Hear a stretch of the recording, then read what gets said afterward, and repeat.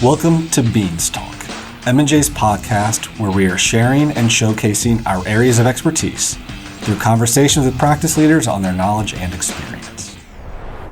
Recently, I was joined by Jameson Miller, the leader of our technology services practice, to discuss the Cybersecurity Maturity Model Certification, or CMMC. This is a space that continues to evolve. So I have asked Jameson to come back and join me on the microphone to discuss where we're at now with CMMC and what's around the corner for us. And additionally, we're joined by a guest, an expert in the CMMC space, Chris Silvers, to help with our conversation. So thank you for tuning in. And Jameson, thank you for joining us. Chris, thank you for joining us. Great to be here. Will you both do me a favor, starting with you, Jameson, and just give our audience a little brief background of kind of who you are, what your role is, and your kind of touch points with CMMC? Sure. So as you already mentioned, my name is Jameson Miller, and I am the IT leader of our practice leader here at Mulder & Jenkins. I've been with our firm about 20 years now.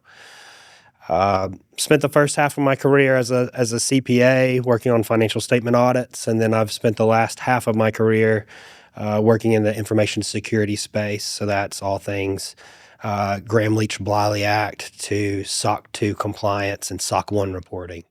And so it was just kind of a natural fit for us to pursue this other assessment area that the Department of Defense has created. And so joining me today is Chris, who I've been partnering with on some CMMC assessments. And Jameson, last time we were together, you kind of gave some background on just kind of how the CPA profession is tackling information security and kind of the playbook of just public trust and third-party, independent assessments and kind of how that's being directed, at the world of cybersecurity and the like. So, fantastic conversation. I look forward to continuing it here. And Chris, will you do our audience a favor and just kind of tell a little bit about your background and your roles? Yeah, absolutely. So I've been in the cybersecurity industry since the late 90s, back in 98. Started here in Atlanta at the Federal Reserve Bank of Atlanta. That's kind of where I say I cut my teeth, if you will, in cybersecurity. Bounced around a little bit and got into consulting back in 2008. And then 2014 started my own company, kind of branched out and created CG Silvers Consulting, doing penetration testing, doing a little PCI assessments, some Sarbanes-Oxley, that kind of stuff, a little bit of compliance. And then early 2020, I found out about this new thing called CMMC. And back then it was version 1.02. And started doing a little consulting and a little bit of mock assessments for some clients. And then was fortunate enough to start teaching CMMC certification courses back in October of 2021. And so that's been really a great opportunity. I'm honored to say that I've taught over 2,000 students now. I stay in touch. Jameson was one of my star students, obviously, and yeah, it's been a great ecosystem. Well, Chris, we were very appreciative of you joining us for this episode. So thank you for making the trip to join us. And that background is just, it's awesome to hear about. And one thing I love about both of you too is that not only are you experts in this field, but also you're business leaders and business owners. So a lot of these concepts, they mean something to you too. You've been navigating these for yourselves and also, know the playbook to help other organizations kind of follow best practices. Now, Chris, you mentioned that, you first learned about the CMMC concept in 2020. It does feel like from somebody who's kind of on the outskirts of it, that this is a relatively recent evolution, kind of a newer thing that all of us are navigating. But the truth really seems to be this has been around for a while. So will you kind of help me start out by describing a little bit more of kind of briefly the history of CMMC, kind of where are we now?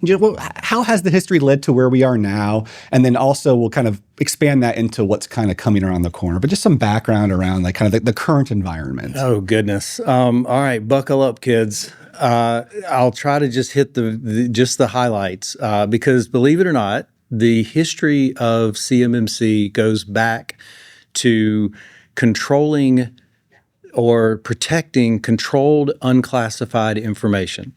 All right, it's also called CUI. And believe it or not, the what prompted the need for protecting CUI was 9/11. All right, so we go back to 2001. Based on the 9/11 tragedy, there was a report that came out, I believe it was 2004, the 9/11 Commission, and they found that if different federal agencies had shared information that was not even classified information, it was unclassified information, if they had shared that information between themselves, they could potentially have avoided the attack. Now, that was really impacting, right? So Obama signed a executive order 13556, right? Jameson can probably quote that number as well because we cover that in our training in 2010 to create the CUI program. And so shortly after that, in government time, I guess, 2016, 2017, a standard was created called NIST Special Publication 800-171, and that is the bedrock upon which CMMC is created. Right, that standard list of safeguards is what CMMC kind of audits and makes sure that companies are adhering to. So yeah, when you say it's been a long time coming, yeah, it's been quite a while. Well, and that makes sense because, like you said, that CUI concept, as soon as we kind of opened our eyes to the importance of unclassified information, that does need to have a certain level of confidentiality to it. Like, clearly we needed to be mindful of it and protect it in some regard. So it is interesting kind of what that journey looked like in terms of just, the implications that could tragically occur if we're not being, mindful of that. And then kind of as we've developed practices and built, through the NIST, that 800-171 publication, and then now kind of expanding that further to this assessment concept through CMMC. So Jameson, talk to me a little bit more about where we're at today. What is CMMC today? And what kind of, phase would you say we're in with respect to CMMC? Yeah, so according to the Department of Defense, they would say that we're in phase 1 right now of the CMMC. So that essentially means that the CMMC is in full rollout. Organizations that are seeking certifications or assessments are partnering with C3PAOs or Certified Third-Party Assessor or C3PAO to start either mock assessments or full assessments with the intention to be ready by the rollout of phase 2, which is coming this November, 2026, where at that point, that's when organizations that are signing defense contracts will be required to have a level 2 certification in order to be in compliance with that contract. Now, technically, though, when we start talking about this is not anything new that these companies should have been doing. As Chris mentioned, NIST 800-171 has been around for quite some time. And actually under the DFARS, the Defense Federal Acquisition Regulations, they are required to have been implementing NIST 800-171 all along. But this is a new third-party assessment that verifies, organizations can no longer self-assess themselves and say, yeah, we're meeting all these requirements. So Chris, looking ahead, kind of what Jameson is describing, I guess, what does that environment look like in terms of who is this really going to apply and, kind of what do people need to prepare for? Yeah, so the DoD estimates that there are around 80,000 companies, 80,000 contractors, and realize that the reason that number is so large is because it's not just prime contractors.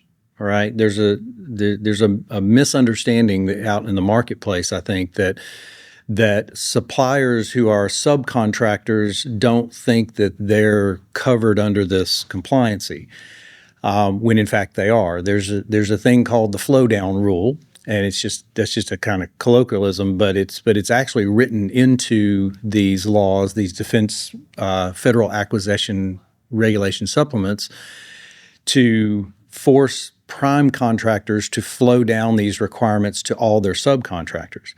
And when they flow down the requirements, they're also flowing down the flow down so that a subcontractor has to flow down those requirements to their supplier. So it goes all the way down through the defense industrial base. So you've got 80,000 companies out there, some of them mom and pop shops, right? Like my own company, just a small family business, right? And so we've got those 80,000 companies out there, and to date, the last number I saw was less than 800 of these companies have actually gotten certified, have gone through the certification assessment process and everything.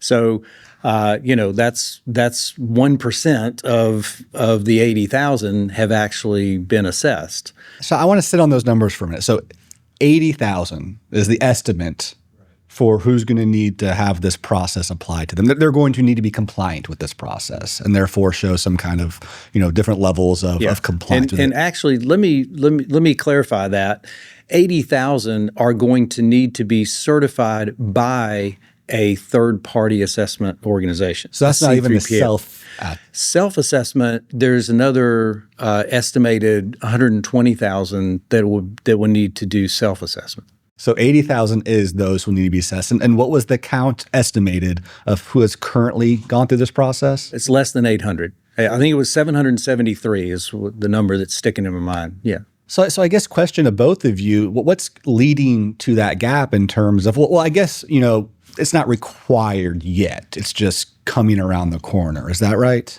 Well, it's the way that the DoD is rolling this out is that it shows up in a contract, right? When you receive a contract from the government, or when you receive a solicitation for a bid, right? The government will give you a list of requirements for the bid. We need a coffee cup made, and it needs to be 3 inches in diameter, and all the specifications. But in addition to that, they specify what regulations you have to meet, and it's usually a list of like 200 or 300 regulations. There you have the federal acquisition regulations that all government agencies have to comply to, and then you have these defense federal acquisition regulation supplements that supplement those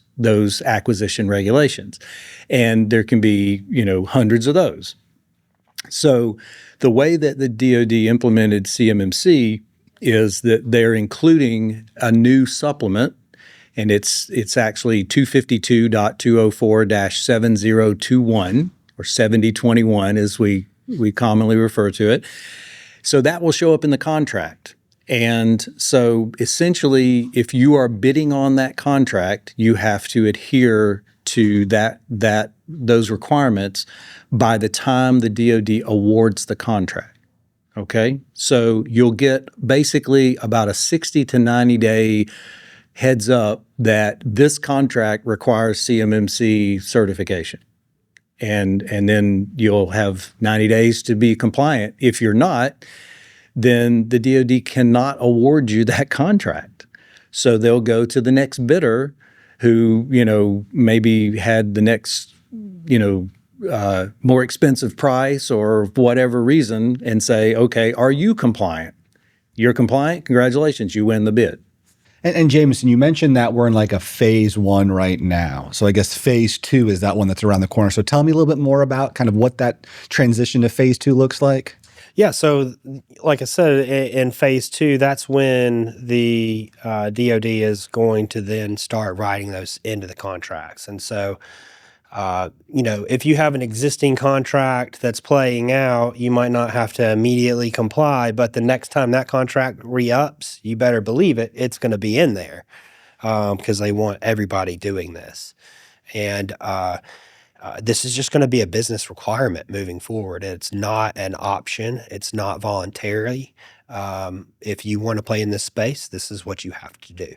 And I imagine that the expertise y'all have to be assessors, and Jameson, we covered this a little bit in our previous episode, but just the effort it takes to get certified and the lift you have to navigate in order to be an assessor firm for the rest of the 80,000 who are going to need this, who are not of the around 800 who've already had it done. they're going to be having to navigate this. Like you said, it's going to be in their contracts. So I guess, do you have any advice for the business leaders in terms of like, they need to probably get started on this, right? And again, they need to be starting right away, because the assessment process is not something to be taken lightly. It's very rigorous. The documentation requirements are very onerous. And if you think that you're going to be able to close that gap in 60 days when you're notified of a contract, you're not going to have the time that it's going to take to get your environment ready and assessed within that 60-day time frame. And as you mentioned, just the sheer numbers, I'd be interested, Chris, in that 773 organization. How many of those were organizations that are C3POs getting their level 2 assessment? Because no, that's OSCs. Okay, That's organizations seeking compliance. It's not counting the 97 C3PAOs who are certified, or actually I shouldn't say certified, authorized. Yeah, is the term. So our process, as an example, is a firm to get up to speed to be able to help with a service would not count toward that number. Correct. But, also I think you should be aware that these organizations that are becoming a third-party assessor, they have to practice what they're preaching, essentially. So we have to be level 2 certified before we're able to certify other companies as a certified third-party assessor. And so, again, that is, I think, another reason why you probably see some of these lower numbers, because there are, several organizations that are ramping up to become a third-party assessor, but it is difficult. It's not easy. There's a lot of training I've had to go through to become a lead CCA, and you need at least 3 of those on your team to make a C3PO function independently on its own. So as a business leader who, is overseeing a company that has CUI and that has contracts, with the defense and industrial base. So I need to start thinking about the schedule of how am I going to be navigating the process of getting ready to be certification ready almost, and actually getting the certification done. And it sounds like I probably need to be doing that planning sooner rather than later, because there's going to be a lot of my peers will be seeking that out soon. Well, to be honest, what I tell clients the first step really needs to be is you need to make a decision, a business decision, on whether you want to continue in the defense industrial base or not. That's decision one. And we've had several clients that we performed mock assessments on in 2020, right? Because when word got out, there was kind of a rush in early 2020 to, what is this? I need a gap assessment. I need to figure out, what I need to do to get compliant. And I had several clients come back to me after doing the gap assessment and told me, we've decided we're not doing any more business with the DoD. And that's a valid business decision, right? For them, it represented like 5% of their business, and the cost to become compliant was more than what they were benefiting from those government contracts. So I feel like that's really the first thing that needs to happen. And then the next thing is figure out how are you going to get compliant, and because compliancy itself, like getting compliant, is actually more expensive and takes more time than getting assessed.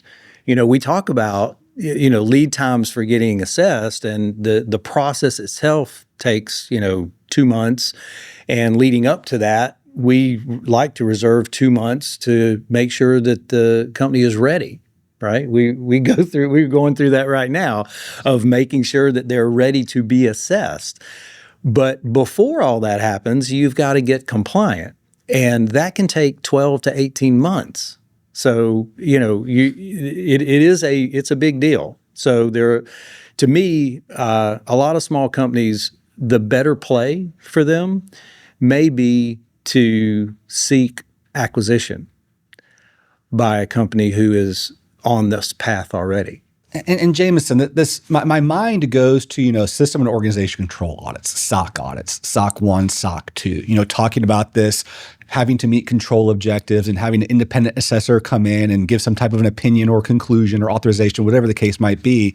So will you just kind of talk me through what are some of the similarities and what are some of the differences between a SOC audit and this CMMC assessment? Sure. So I think when you want to talk about SOC audits and SOC examinations, the one that mirrors most closely to the CMMC is going to be the SOC 2 versus the SOC 1. But there are differences where a SOC 2 is going to be more focused on the security of the organization, how they're maintaining confidentiality or privacy. It's not about protecting controlled unclassified information. That's what the CMMC assessment is about. The other part that kind of sets the two assessments apart from another, in a SOC 2, if you have a qualified opinion, meaning you had so many exceptions in your report that one or more control objectives couldn't be met, then you get a Section 5 in your report and you get to talk about, well, here's why this exception happened and here's what we are going to do about it in the future, so on and so forth. And you issue that report. A third party that's using your services looks at that report. They assess how that impacts their environment, and you don't necessarily lose your contract with that user. The CMMC doesn't work that way. If you're going through an assessment and you fail certain aspects, I know we won't get in the weeds with the nuances, but if you fail so many of the requirements, then you fail the assessment. If you fail the assessment, you don't get the contract. So that's the biggest difference that I see between the two assessments. They're both very rigorous examinations. Yeah, that makes sense because a SOC 2 audit, like you're saying, that Section 5 that talks through what the findings were and the management has an opportunity to respond to them. We're not quite sure how a customer might respond to that. It might not put your contract at risk. Whereas this case, like our customer per se is the DoD, and they're going to have an opinion on those failures to a certain degree, like you're describing. Interesting.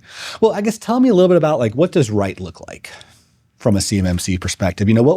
What does a company's operations or posture look like to help them have navigate a successful assessment process? Well, I think the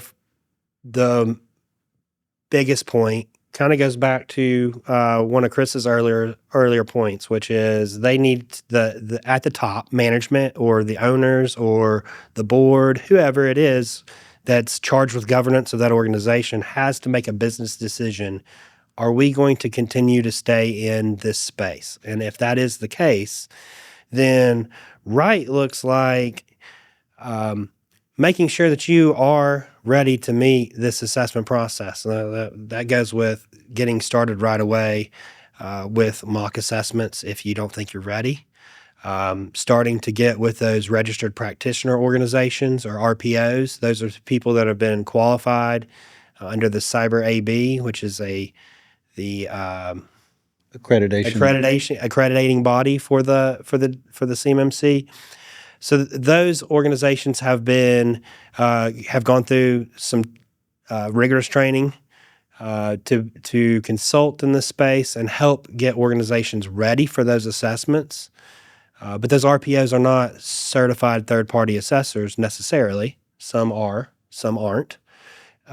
But you then would have to have the third-party assessment completed by the C3PAO. Right. And if I can tack on to that, you bring up a great point, Jameson. And this is something that has borne out over the last year of doing assessments. I think we've done now 11, 12 assessments. And you can tell the difference between companies who have been focusing on compliance and the ones who have not only focused on compliance, but focused on becoming ready for an assessment. So it's two different things, right? It's everybody needs to be compliant. They need to, implement the practices and in such a way that controls are consistent and reliable and all those things. But they also need to be ready for an assessor to come in and ask questions. They need to have, their evidence organized in such a way that it's easy to present to an assessor so that it presents their security program in the best light, right? They need to prep the individuals who are going to be interviewed, right? How many times have you been on an interview when you ask someone what time it is and they tell you how to build a watch, right? Yeah. And, people get themselves in trouble that way. The more you talk, the more the assessor is hearing, well, wait a minute, I don't think this control works the way your documentation says based on what you just told me, even though I didn't ask you that particular question. So obviously we need to have the controls that help us meet our objectives. Sure. But we also need to be able to demonstrate we have the controls and they are functioning properly. And it needs to be documented in a manner in which it makes it easy for an assessor to close those gaps and, look at the proper artifacts for each requirement. Well, do y'all have any advice for that? Like I'm thinking, maybe like continuous processes that can help some, I guess just baking into our SOPs, creating artifacts and the like. Like, do you have any just practical advice for our listeners in terms of how they can help with the demonstration and prepare themselves for an assessor? Absolutely. Number one, engage with a consultant who is knowledgeable, who has the requisite certifications, especially, the more the better. If you're working with a consultant who is also a C3PAO as a business, that's great. The individuals that you're working with, if they are CMMC certified assessors and CMMC certified professionals, the more the merrier. And then practice, right? Do practice runs of assessments. And while you're doing, when the assessor says, can you show me this setting within, this configuration setting, go through the process of creating, doing that demonstration, and at the end, take a screenshot.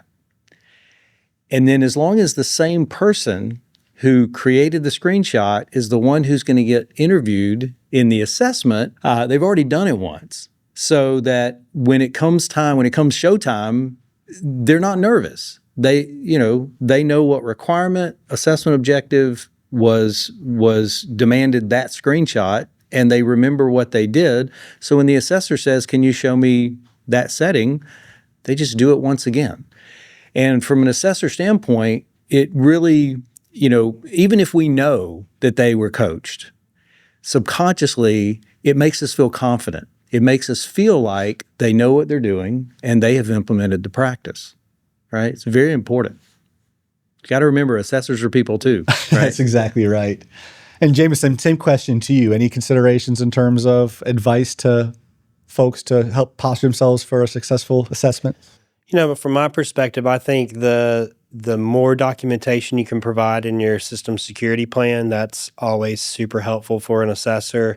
And then also including your own internal security control assessment is part of your artifacts. That can also help because a lot of times we like to look at that to see what kind of artifacts that you were looking at to determine your compliance, and then make sure, okay, well, is that same evidence going to be adequate and sufficient to meet this requirement, for our needs on our side. So I definitely think the more you do there, the better. I think the more, depending on your environment too. So this, also is heavily contingent on what kind of environment. Are you a manufacturing facility?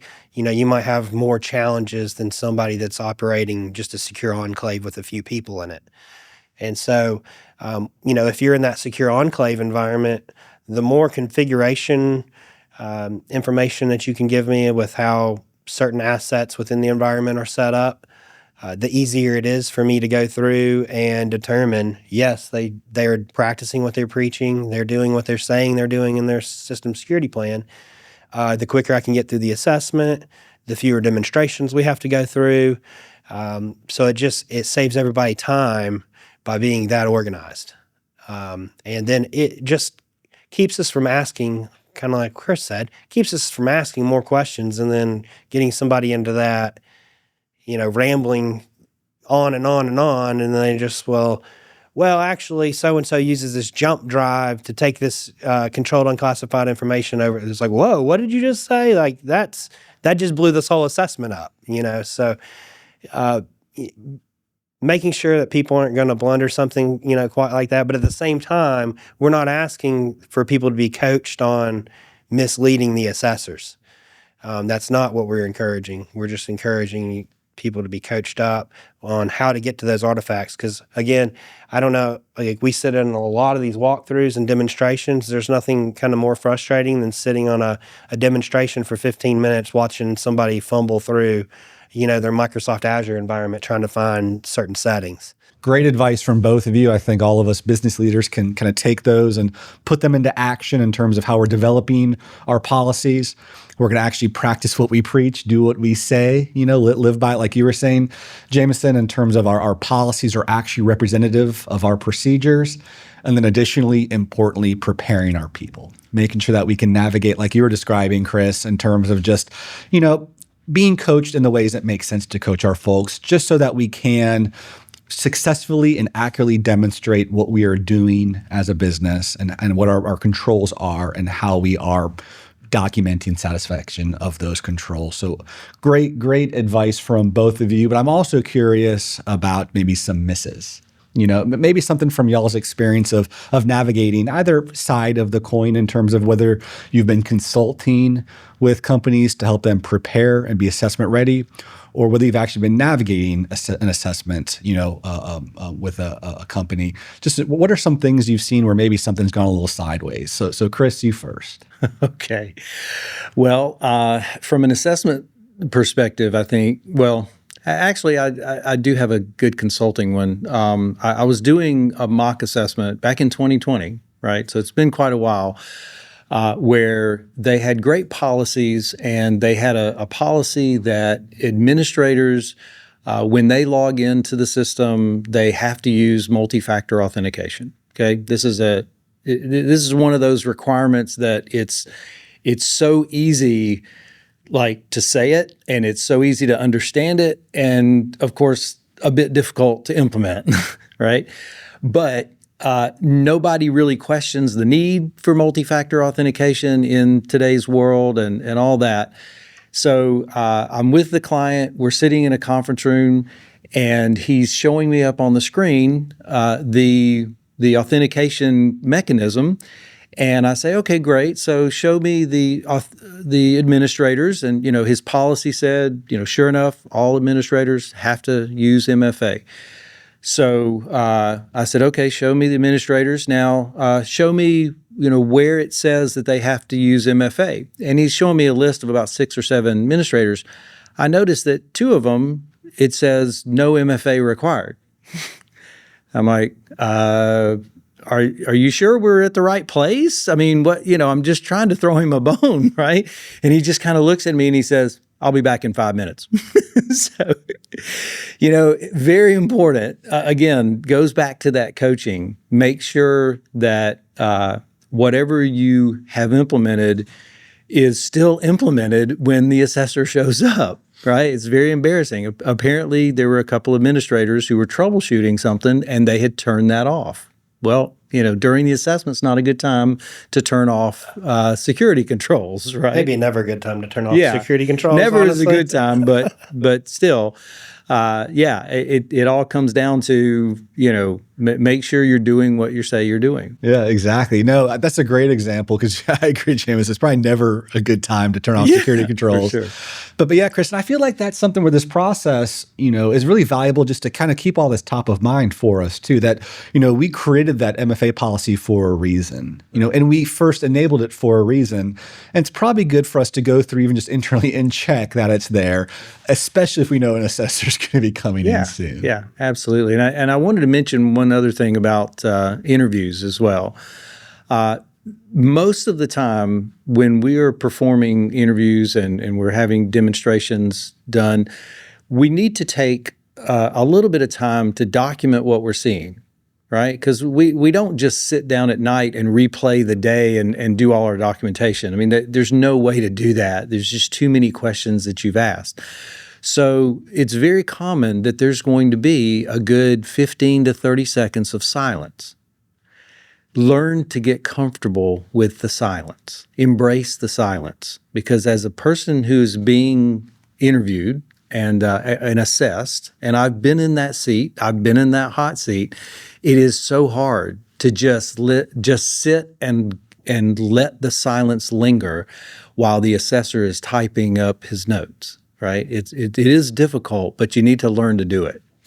Right. Not just as this assessor is digesting what my response was and updating their notes related to my response. I don't need to just fill that silence by telling the assessor even more, way beyond anything relevant to the scope of what they're navigating. That's fantastic advice. Jameson, same question to you. And anything you've now encountered where things went a little bit sideways? Well, it didn't really go sideways. I guess the closest thing that I've come across in an assessment, we kind of had a near miss, but this was it wasn't that major or that big of a deal. So essentially, one of the organizations I was working with, the Department of Defense, by the way, they're very they place a high priority on logging. So if something happens, they want to make sure that adequate amount of information has been retained for an appropriate time period to investigate what occurred. So on this particular assessment, a lot of this organization's network traffic was running through a particular network device, and they said in their system security plan that network device was maintaining logs for 90 days. And when we came to doing the demonstration, it was one of those situations where I don't think they were actually prepared for me to ask, well, show me where it's maintaining logs for 90 days. And so they kind of fumbled around for a bit, had to actually go back and say, well, we'll re-show you this demonstration because we think that actually the logs are being sent to this other system, this other SIEM, and that's where they're maintained. I'm like, well, that's not what your SSP says. And so, the other thing is when you're doing the assessment, you're not really allowed to do any kind of consulting. And so when you point things out like this, you kind of have to be careful how you phrase things because you can't just be like, well, just update your SSP to, you have to make them kind of, oh yeah, we need to update our SSP. We'll be right back, and we'll give you an updated version. And so that's kind of the closest thing that I've run across in terms of, and that would have been poemable though, even if they would have failed it. So that is a good point in terms of, we have a really good written policy, and then we have a really good procedure, but they're different. Yeah, they just don't match. They just don't match. So we need to ensure that we have alignment because there's a degree where that's relevant to the assessment of the assessor can be like, that is a good practice, but that's not what you say you do, and that's a problem. Now, what's that word you just threw out? Poemable? Yeah. So poemable. What's poemable? So essentially, it's a made-up word. Yeah, it is a made-up word. I guess used in the industry, but it stands for POAM or Plan of Action and Milestone. So essentially, if you have an exception or you're not meeting a requirement, it goes on your schedule, your Plan of Action and Milestone schedule, POAM. You have a certain period of time to correct those. Now, when you're going through an assessment, this is kind of getting down in the weeds, but if you have too many of those, or there's certain requirements that are just, you can't POAM. So if you fail one of those, that's an automatic failure of the assessment. There is no fixing it. So there are some comparisons to like a CAP, a corrective action plan. Absolutely. That's essentially the same kind of thing. So like if you're familiar with High Trust, where they have this corrective action plans, and you have to have an external assessor come back out 6 months later and reassess those corrective action plans. POAM works the same way. An OSC would have to have if they did achieve the certification on the front end, they would have 6 months to correct those POAMs and have a C3PO come in and reassess those requirements. Doesn't have to be the same C3PO that they worked with originally. It could be a different one. It could be the same one though, presumably. So. Well, this conversation has been so helpful. I recognize now just the magnitude of what we're navigating in terms of how many different companies in the supply chain of the defense ecosystem this is going to start applying to. And so some real critical business decisions they need to make in terms of, does this strategically make sense for them to continue to operate, within this world? And if yes, they need to start acting now, if they haven't already, in terms of preparing for an assessment, recognizing the next contract renewal they get is going to have some additional language in it, identifying their gaps, and then when it comes time for an actual assessment, making sure that they have in place the processes, procedures, and training to come out on the other side with a successful assessment. And also, we discussed some pitfalls that we've seen in the real world in terms of kind of what we can avoid for ourselves.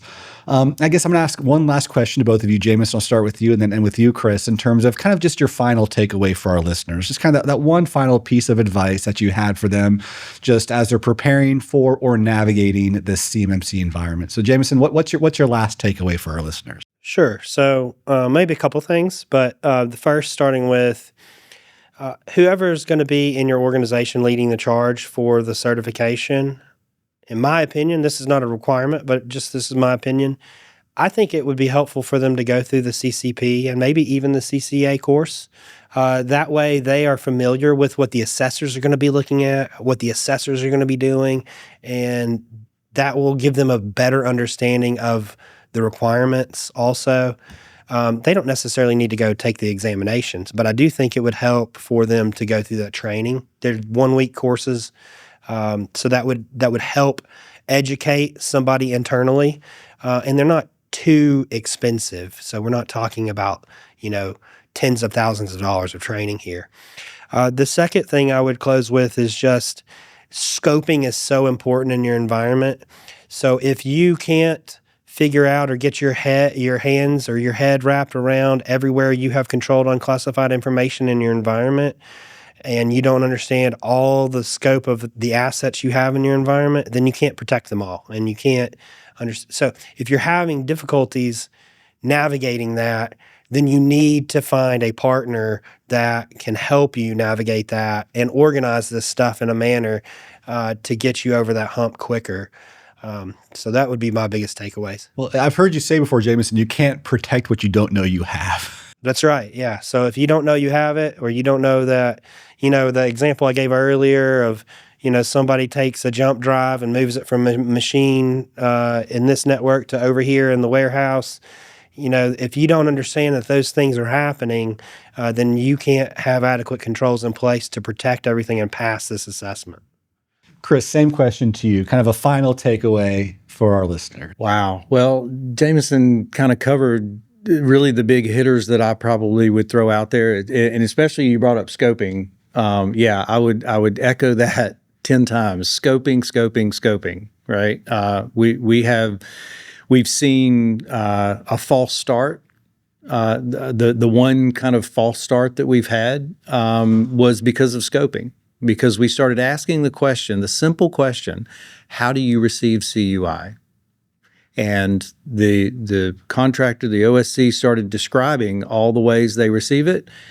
And I'm sitting here looking at a network diagram, and they didn't have on the diagram a couple of ways that they receive CUI.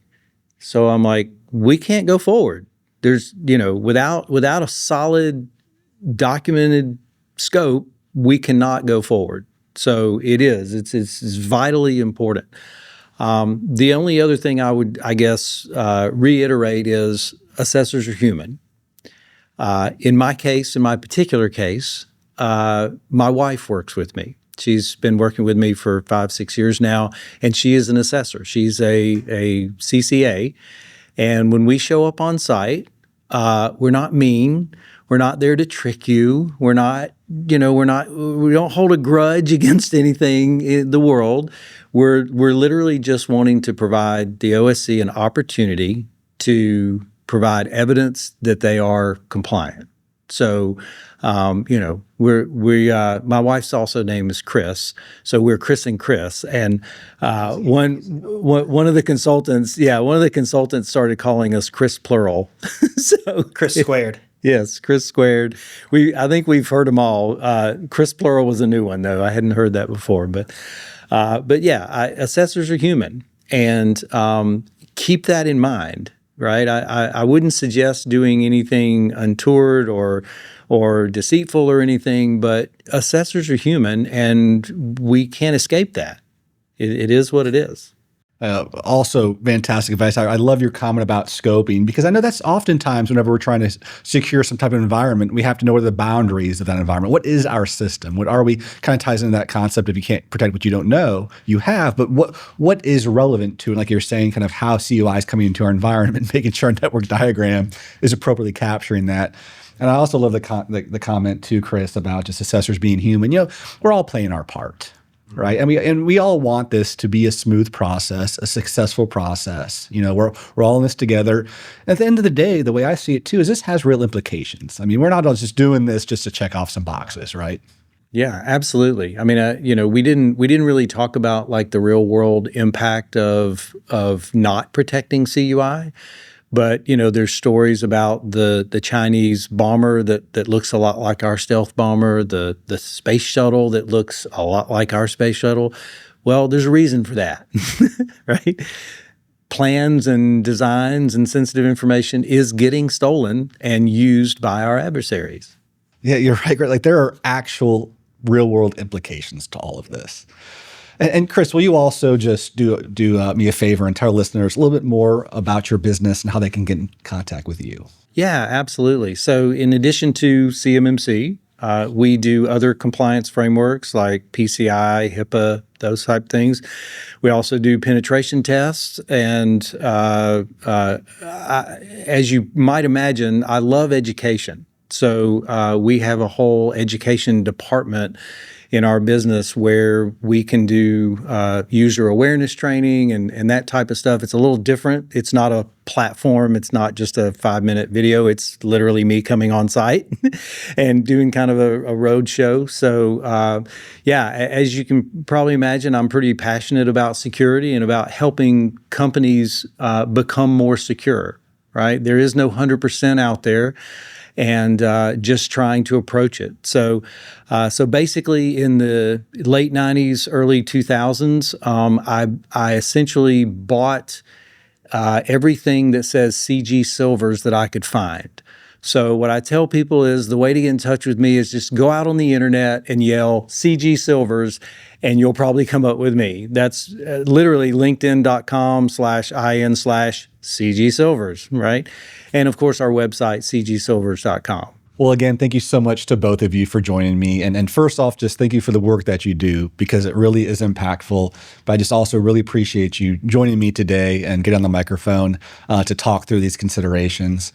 And to our listeners, also thank you for tuning in. If you have any follow-up questions about the items we discussed today or any other business challenges you're navigating, please don't hesitate to contact us at www.mjcpa.com, and also go to the internet and just yell CG Silvers.